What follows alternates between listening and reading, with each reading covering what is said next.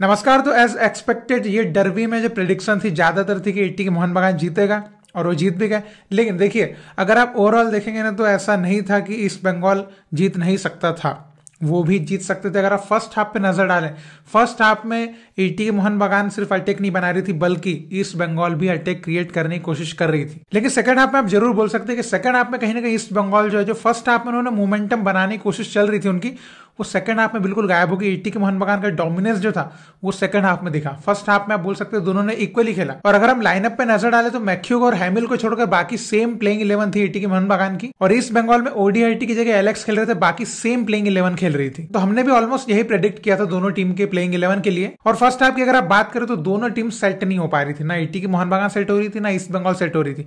दोनों टीम्स के and to and action चल रहे थे फर्स्ट हाफ में। पूरे फर्स्ट हाफ में एंड टू एंड गेम हमको देखने को मिला, इनका भी अटैक उनका भी अटैक। लेकिन क्रिएटिव चांसेस की जब हम बात करते हैं तो वो एटी के मोहन बगान ही बना रही थी। फर्स्ट हाफ में भी ईस्ट बंगाल क्रिएटिव चांसेस नहीं बना रही थी, वो भले काउंटर पे जा रही थी लेकिन फाइनल थर्ड में कोई क्रिएटिविटी लेवल उनका जीरो चल रहा था। और आप इस चीज को इससे भी देख सकते हैं कि बॉल पोजीशन पे आप गौर करिए, 56% एटी के मोहन बगान, 44% ईस्ट बंगाल के पास बॉल पोजीशन था। लेकिन अगर आप यहां पर देखिए शॉट्स की जब हम बात करते हैं, शॉट्स जो मारे हैं 16 शॉट्स मारे हैं एटी के मोहन बगान ने, बल्कि 5 ही शॉट्स केवल मारे थे ईस्ट बंगाल ने। तो यहां पर आप एक फर्क समझ सकते हैं कि फाइनल थर्ड में कौन ज्यादा क्रिएटिव था, वो थी एटी के मोहन बगान, जिसकी बदौलत उनको गोल भी मिले। और डिफेंसिव साइड अगर आप बोलेंगे तो सेकंड हाफ में पूरा हावी हो गई थी एटी के मोहन बगान और डिफेंसिव साइड भाई वीक चल रही थी ईस्ट बंगाल।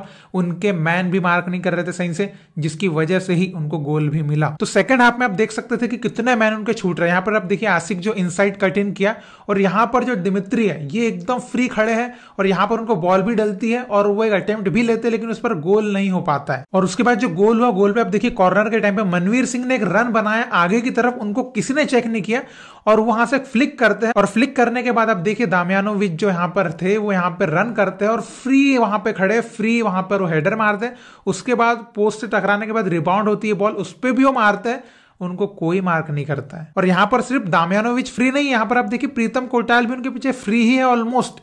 तो इतना डिफेंस इतनी वीक चल रही थी ईस्ट बंगाल की, जो मैं पहले बोल चुका हूं कि ईस्ट बंगाल की डिफेंस जो है वो बर्बाद है भाई। फिर अब देखिए लास्ट में जो चेंज हुआ था नासिरी का भी, तो नासिरी आप देखिए यहां पर जो है कितना अच्छा मूवमेंट क्रिएट कर रहे हैं। यहां पर सुभाषिस ने उनको देख लिया है, यहां पर नासिरी देखिए इशारा भी कर रहे हैं कि मैं यहां पर फ्री हूं, यहां गैप में मेरे को बॉल डालो, और उस पर वो बॉल डालते भी है सुभाषिस। और आप देखिए वहां पर एक अटेम्प्ट मिलता है लेकिन लास्ट मोमेंट पे थोड़ा सा उनका टच खराब होता है जिसकी वजह से मिस कर देते हैं उस चांस को। फिर उसके बाद आप देखिए यहां पर कियान नासिरी ने यहां पर फिर से गैप क्रिएट किया। आप देखिए कितना फ्री गैप है यहां पर फाइनल थर्ड के लिए, और आप यहां पर देख सकते हैं कितना गैप दे रहे हैं यहां पे डिफेंडर्स। और यहां पर सीधा सीधा एक पास निकलता है कियान नासिरी के लिए जिस पर वो अटेम्प्ट भी लेते हैं। और उसमें सबसे बुरी बात आप ये देखिए कि यहां पर रिबाउंड जब बॉल हो रही है तो यहां पर करियाकू और दिमित्री जो है वो सेम डिस्टेंस उस बॉल पे रन कर रहे हैं, लेकिन करियाकू उस बॉल को क्लियर नहीं कर पाते और दिमित्री उस बॉल को गोल में डाल देते हैं। तो क्यों ईस्ट बंगाल इस सीजन इतना बुरी करी, उसका सबसे एक मेन कारण उनकी जो डिफेंस है भाई, बहुत ही रद्दी डिफेंस है इन लोग की। और अगर आप बोले कि ईस्ट बंगाल का भी कोई चांस तो बना ही होगा ना, तो सबसे बेस्ट चांस जो मुझे लगा था जिस पर वो गोल निकाल सकते थे और लीड ले सकते थे,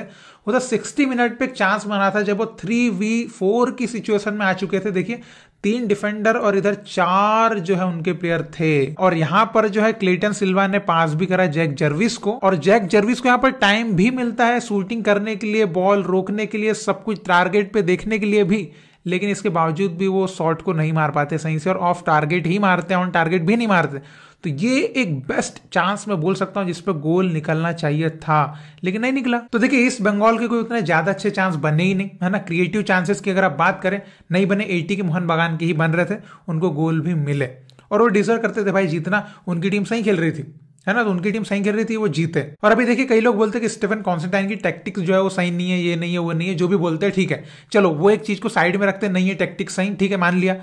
क्या प्लेयर्स आपके पास सही है ईस्ट बंगाल में, प्लेयर्स सही है क्या, बताइए, क्या वो डिजर्व करते हैं ईस्ट बंगाल जैसी टीम को? मुझे नहीं लगता करते हैं भाई। क्रॉसेस जब डालना है क्रॉस नहीं आ रहा है आपके सही, ठीक है, मतलब आप में स्पीड नहीं है फिर सही, ठीक है। काफी ऐसी चीजें हैं जो आपको आईएसएल लेवल का प्लेयर होने पे मतलब कि हमको तो डाउट होता है कि आप आईएसएल लेवल के प्लेयर्स कैसे हो। ये सच बात है, आप पूरा सीजन देख रहे हैं, आपको समझ में आ रही है ना, बात समझ में आ रही होगी।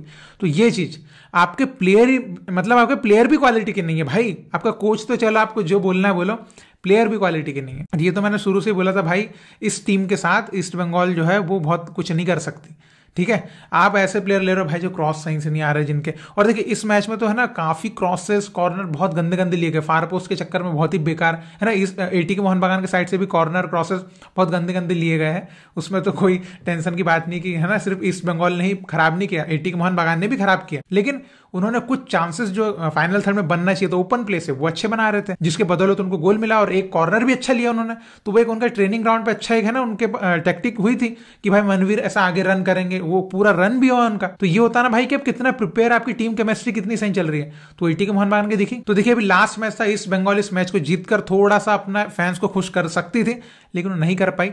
ठीक है, और ऐसा भी नहीं था कि नहीं जीत सकती थी भाई, मैं बोला जीत सकती थी अगर थोड़ा सा डिफेंस और अच्छा करते, मैन मार्क सही करते। वैसे तो डिफेंस उनकी वैसी बर्बाद है तो मैं कुछ बोलना भी नहीं चाहता। तो चलिए अब ये तो हो गया, ईस्ट बंगाल का तो गया, लेकिन एटी के मोहन बागान कहीं ना कहीं फायदे में आ गई, तीसरे नंबर पर फिनिश किया, जिसके बदौलत वो खेलेंगे 6वें नंबर की उड़ीसा एफसी के साथ। तो भाई अभी भी उनके पास सीधा सीधा ऑप्शन है कि वो भी आईएसएल के फाइनल तक जा सकते हैं, क्योंकि अगर उड़ीसा को हराते हैं, ठीक है, अभी उड़ीसा फैंस यार नाराज मत होना, उड़ीसा को अगर हराते हैं तो हैदराबाद आएगी आगे, और हैदराबाद को हराते हैं तो भाई सीधा आईएसएल का फाइनल मिलता है। और उधर तो दिक्कत है क्योंकि उधर बेंगलुरु एफसी और मुंबई सिटी वो सब खेलना है। अगर मान लीजिए बेंगलुरु एफसी जीत के आगे भी जाती है तो फाइनल का मैच तो सेमीफाइनल भी देखने को मिल जाएगा। और भाई जुआन फेरेंडो ने इस मैच में काफी सही क्लेवरनेस दिखाई है। ठीक है, मतलब कियान नासिरी को डालना, भाई मुझे बहुत उनकी क्लेवरनेस लगी है। ठीक है, मनवीर को जल्दी बाहर नहीं निकालना, ये सब चीजें बहुत मतलब कि इन चीजों ने उनकी जीत पर फर्क डाला है। ठीक है, तो हम मैच में मैं अभी बोल रहा था कि मनवीर को क्यों नहीं निकाल रहे, मनवीर को क्यों नहीं निकाल रहे, मनवीर के कारण ये गोल मिला उनको, है ना, एक टाइप का असिस्ट आप बोल सकते हैं कि वो फ्लिक किया था जो, तो मनवीर के कारण उनको गोल मिला है। तो भाई बिल्कुल है ना, मनवीर कल उनकी टीम के लिए यूजफुल रहे हैं। तो देखिए इस तरीके से आईएसएल का जो कैंपेन था ईस्ट बंगाल के लिए तो खत्म हुआ, आप सुपर कप पे आप फोकस कर सकते हैं, और एटी के मोहन बागान तो प्ले ऑफ में खेलने वाला है और आगे जाने के भी बहुत चांसेस उनके लग रहे हैं। तो देखिए ये थी कल के मैच की बात, डर्बी की बात। तो देखिए आप बोल सकते हैं कि फर्स्ट हाफ में डर्बी उस लेवल की नहीं थी, लेकिन सेकंड हाफ में डर्बी जैसी डर्बी थी, क्योंकि कुछ अच्छे चांसेस बने थे। बाकी इस मैच से हम बोल सकते हैं कि काफी है ना क्वालिटी थोड़ी सी डाउन हुई, ये जो डर्बी है उसकी क्वालिटी काफी डाउन हुई, काफी फैंस भी इसका विरोध भी कर रहे थे। तो चलिए वो तब चीजें यार मैं उसका तो कुछ नहीं कर सकता, है ना, जिन जो विरोध कर रहे हैं उनकी भी कुछ मांग होगी, जो जायज मांग होगी, जो नहीं कर रहे हैं, जो देख रहे हैं उनको भी कुछ अच्छा लग रहा होगा तो देख रहे होंगे। तो इसके बारे में तो मैं ज्यादा कमेंट करना नहीं चाहूंगा। हाँ, लेकिन एक बात बताना चाहूंगा कि यार हमारी जो इंडिया अंडर 17 है उधर कतर से हार गई 3-1 से, और हमारा इंडिया का जो आई लीग का अकाउंट है ट्विटर का वो भी हैक हो गया फिर से, एक और मतलब यूट्यूब का भी हैक होता डिलीट कर दिया, अब आई लीग का हैक हो गया। तो ये काफी चीजें हमको सुनने को मिल रही है भाई, अब क्या ही बताऊं, मतलब जिंदगी इंडियन फुटबॉल के जो फैंस उनकी जिंदगी एकदम है ना वो बिन पेंदी के लोटे जैसी चल रही है। मतलब सीधी सीधी बात बोलूं तो कोई गलत बात नहीं बोल रहा हूं मैं, ठीक है। तो अब जो भी था ये था, आप बताइए आपने इस मैच से क्या समझा, क्या देखा, जो भी आपको लगता है आप जरूर कमेंट में लिख के बताइएगा। और इसी तरह भारतीय फुटबॉल को सपोर्ट करते रहिए। बहुत बहुत शुक्रिया वीडियो देखने के लिए। जय हिंद, जय भारत।